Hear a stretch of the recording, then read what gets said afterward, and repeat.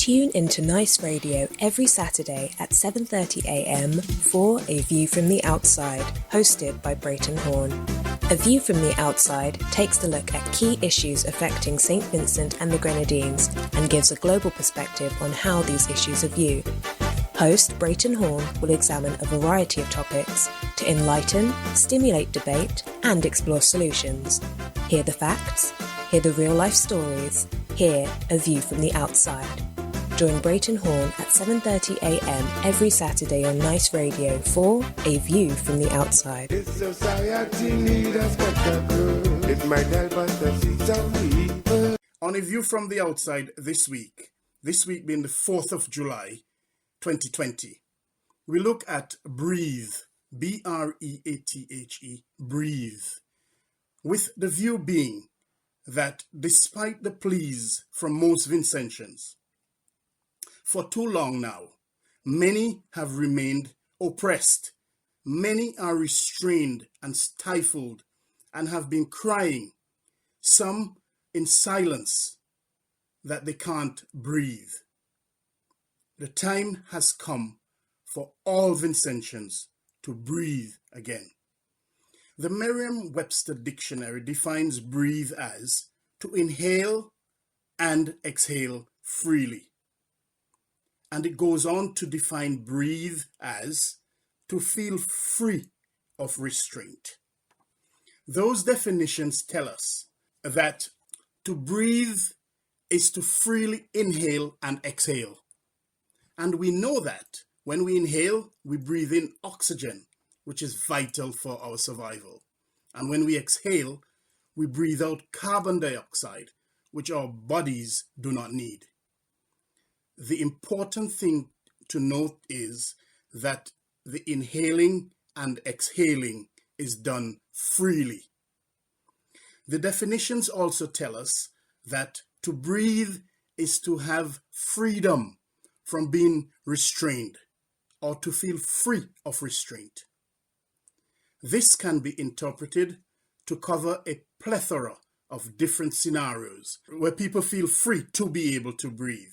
They feel uninhibited or unrestrained.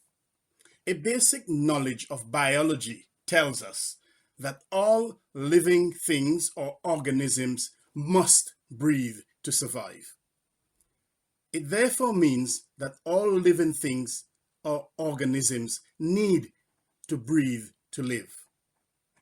All people who are living things or organisms need to breathe to live. All Vincentians are people, and therefore all Vincentians need to breathe to live. If someone cannot breathe, they are restrained or prevented from breathing, or if they are prevented from breathing for a continuous period, it is inevitable that that person will eventually die. Everyone the world over, no doubt, will remember the images which were shown everywhere of the policeman who, on the 25th of May 2020, restrained George Floyd in Minneapolis, Minnesota, in the USA. Everyone will remember one of the policemen, Derek Chauvin, pressed his knee on the neck of George Floyd for 8 minutes and 46 seconds until George Floyd became lifeless. That police officer had his hand in his left trousers pocket, his face expressionless as he kept his knee on the neck of George Floyd. During that 8 minutes and 46 seconds, George Floyd pleaded and begged for his life. He called out to his deceased mother as he repeatedly pleaded with the officer. He said, "I can't breathe," many times as the life was choked out of him.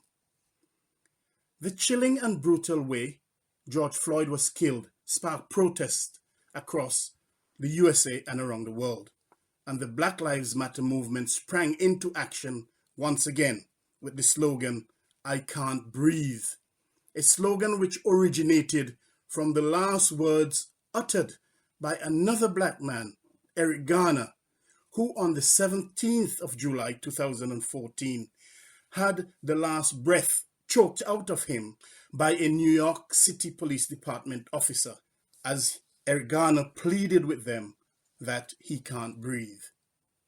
It is clear to us, on a view from the outside, that when one's breathing is inhibited or restricted, and when one's pleas and cries that they can't breathe are ignored, then the situation can inevitably result in devastating, even fatal consequences.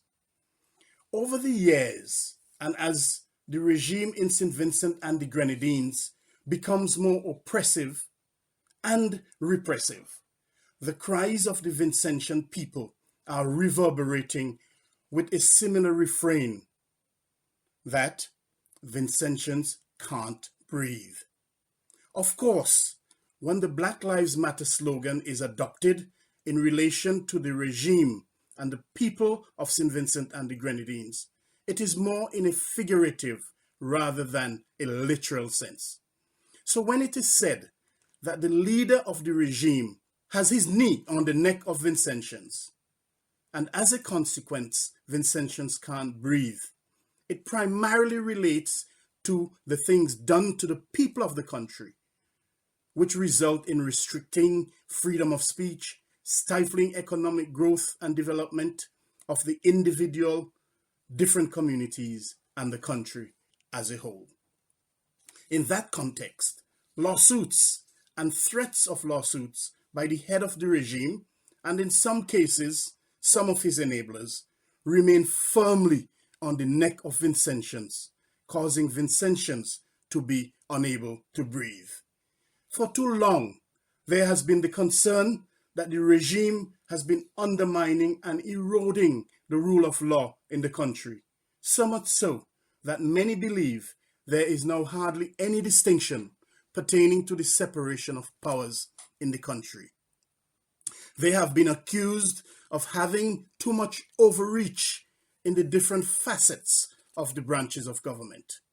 They have been accused of micromanagement, so much so that the head of the regime saw it fit to declare in a rather ignominious way that he is Prime Minister of every square inch of St. Vincent and the Grenadines.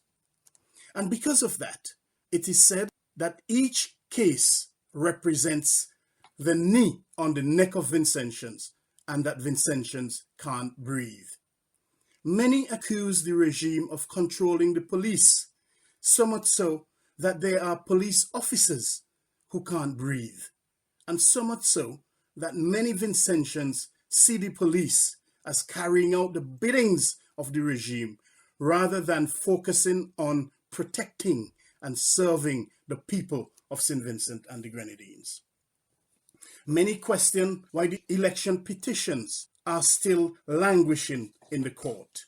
Many still wonder why the judge had to recuse herself from the case because her list was inexplicably padded on the day when the trial was to have started. The question is still being asked. What has become of the investigation that was promised into that debacle? The regime's knee is planted firmly on the neck of Vincentians, who still cannot breathe nearly 5 years after the last elections.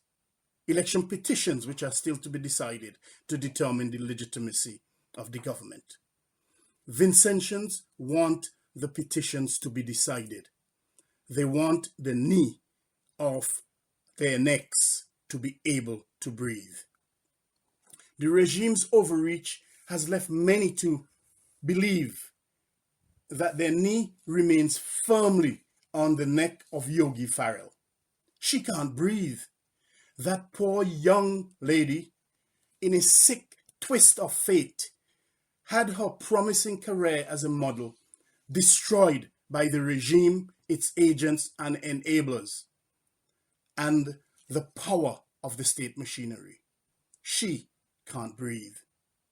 Many say that there are many more women, including many young women, who have the regime's knee on their necks, causing them to retreat in fear. They can't breathe. Many say that the regime's knee is on the neck of the unpaid workers of Bukuma, an operation which has been dormant for years now. Those workers were promised time and time again that they will be paid, yet they still remain unpaid. They can't breathe. Many question why Dave Ames, the then proprietor of Bukuma, was seemingly allowed to breach his bail and abscond the country from Chateaubriand, a most unusual port of exit, with tax evasion and fraud charges hanging over him at the time. Many complain that victimization is rampant up and down the country. Too many employees suffer at the hands of the regime. Otto Sam, Kenroy Johnson, Addison Bash Thomas, Elvis Daniel, Anisha Batiste, Joseph Bowen, Mr. Poyer, Kenson King, and many more are transferred and denied promotion. They can't breathe. Too many suffer after they get a ruling in their favor because the regime in many instances completely ignores the court ruling. Such behavior is an example of the knee on the neck of Vincentians, which caused many to say they can't breathe. Despite the right of freedom of association, which is enshrined in the constitution of the country, many Vincentians are afraid to indicate publicly that they do not support the regime. Many, whether consciously or otherwise, have to look over their shoulder to see who may be watching before they engage in a conversation with someone who is perceived not to support the regime. They are afraid of the consequences. Many say that fear stalks the land, and many genuinely believe that fear indeed stalks every square inch of St. Vincent and the Grenadines. That belief is a restraint on the people of the country. It is an example of the knee on the neck of Vincentians, causing many to say they can't breathe. Many Vincentians are worried about the practice of the regime, where they are accused of deliberately, the regime that is, are accused of deliberately pauperizing the majority, creating a syndrome of dependency. The crippled agriculture, which inevitably stifled the farmers of their independence, causing many of them, especially those who dance to the regime's tune and declare their loyalty to them, to be placed on poor relief or public assistance.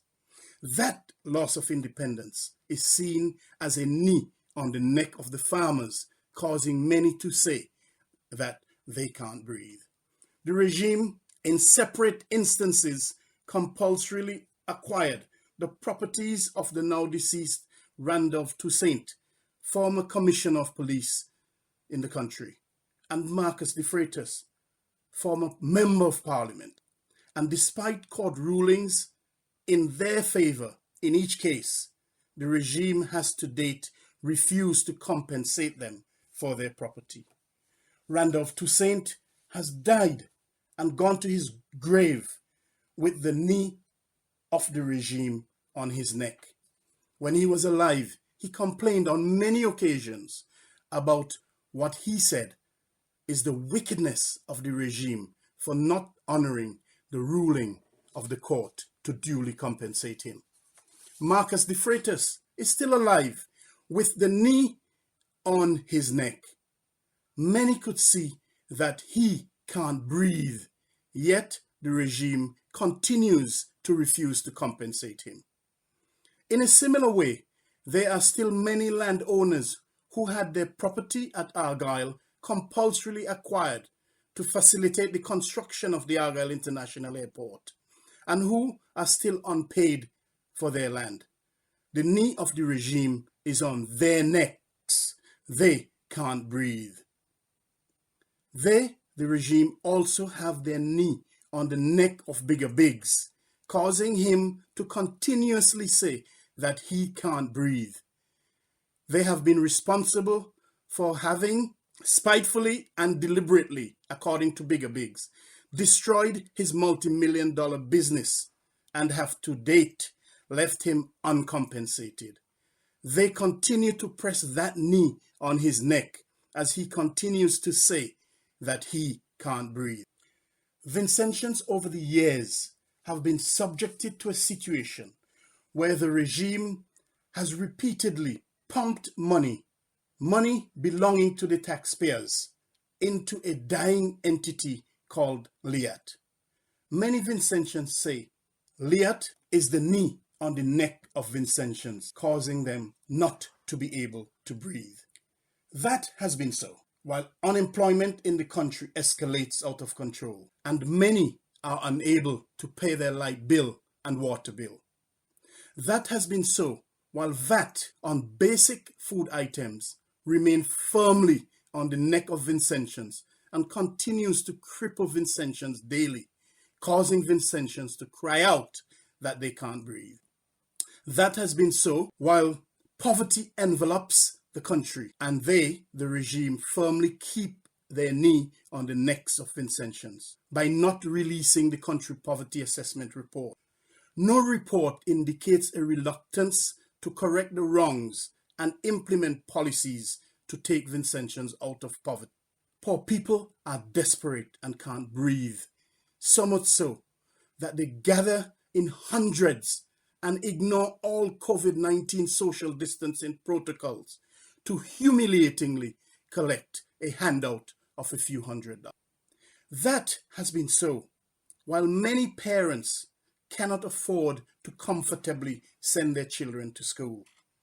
That has been so while youth unemployment staggeringly stands at 50% or more, while the young men on the block are trapped by the promise of a drink of rum and a piece of chicken or other form of barbecue meat. They are stifling these young men. These young men can't breathe, and they want the knee of the regime removed from their necks. That has been so while many young people of the country are calling out to be given an equal chance in life. They want the knee of the regime removed from their necks because they can't breathe.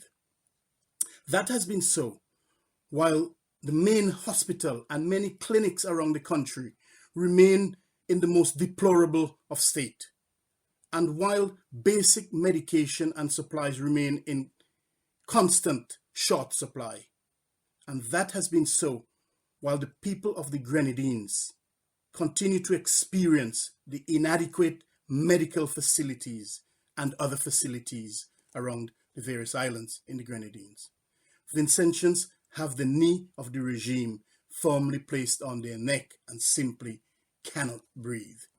Vincentians, there are many more examples which we on A View from the Outside can cite to exemplify the fact that the regime's knee is on the neck of Vincentians, so much so that Vincentians can't breathe.